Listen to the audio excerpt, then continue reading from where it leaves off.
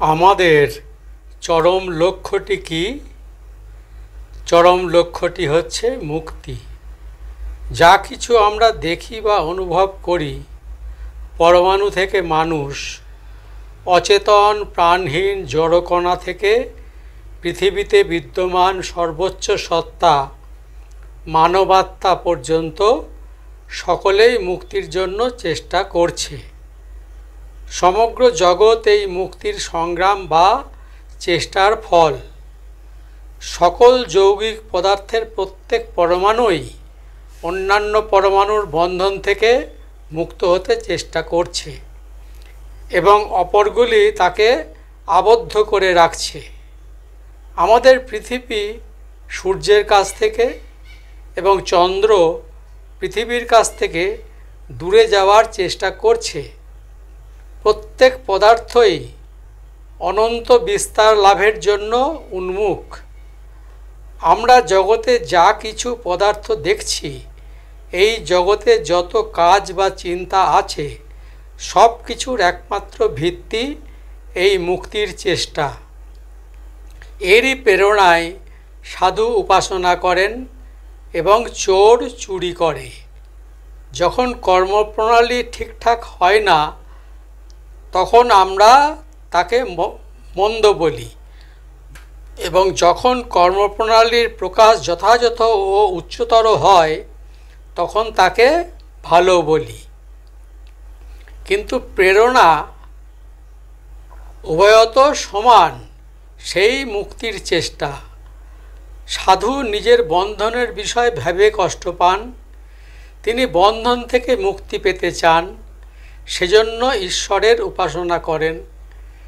চোরও এই ভেবে কষ্ট পায় যে তার কতকগুলি বস্তুর অভাব, সে ওই অভাব থেকে মুক্ত হতে চায় এবং সেই জন্য চুরি করে। চেতন অচেতন সমুদয় প্রকৃতির লক্ষ্য এই মুক্তি। জ্ঞাতসারে বা অজ্ঞাতসারে সারা জগৎ ওই মুক্তির জন্য চেষ্টা করে চলেছে। অবশ্য সাধুর ঈপ্সিত মুক্তি আর চোরের বাঞ্ছিত মুক্তি থেকে সম্পূর্ণরূপে আলাদা। সাধু মুক্তির চেষ্টায় কাজ করে অনন্ত অনির্বচনীয় আনন্দ লাভ করেন, কিন্তু চোরের কেবল বন্ধনের উপর বন্ধন বাড়তে থাকে। প্রত্যেক ধর্মেই মুক্তির জন্য প্রাণপণ চেষ্টার বিকাশ আমরা দেখতে পাই। এটা সমুদায় নীতি ও নিঃস্বার্থপরতার ভিত্তি। নিঃস্বার্থপরতার অর্থ আমি এই ক্ষুদ্র শরীর, এই ভাব থেকে মুক্ত হওয়া। যখন আমরা দেখতে পাই কোনো লোক ভালো কাজ করছে, পরোপকার করছে, তখন বুঝতে হবে সেই ব্যক্তি আমি ও আমার এইরূপ ক্ষুদ্র বৃত্তের ভিতর আবদ্ধ থাকতে চান না। এই স্বার্থপরতার গণ্ডির বাইরে যাওয়ার কোনো সীমা নেই। চরম স্বার্থত্যাগ সকল বড় বড় নীতিশাস্ত্রেই লক্ষ্য বলে প্রচারিত। মনে করো একজন এই চরম স্বার্থত্যাগের অবস্থা লাভ করল, তখন তার কি হবে? তখন সে আর ছোটোখাটো শ্রী অমুকচন্দ্র অমুক থাকে না, সে তখন অনন্ত বিস্তার লাভ করে। পূর্বে তাহার যে ক্ষুদ্র ব্যক্তিত্ব ছিল তা একেবারে চলে যায়, সে তখন অনন্ত স্বরূপ হয়ে যায়। এই অনন্ত বিস্তৃতি সকল ধর্মের, সকল নীতিশিক্ষার ও দর্শনের লক্ষ্য।